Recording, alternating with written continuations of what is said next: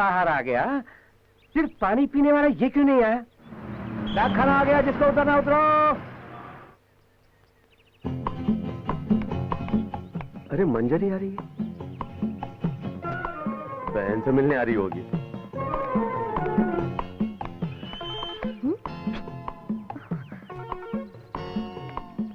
ये लो, रख लो, रख लो।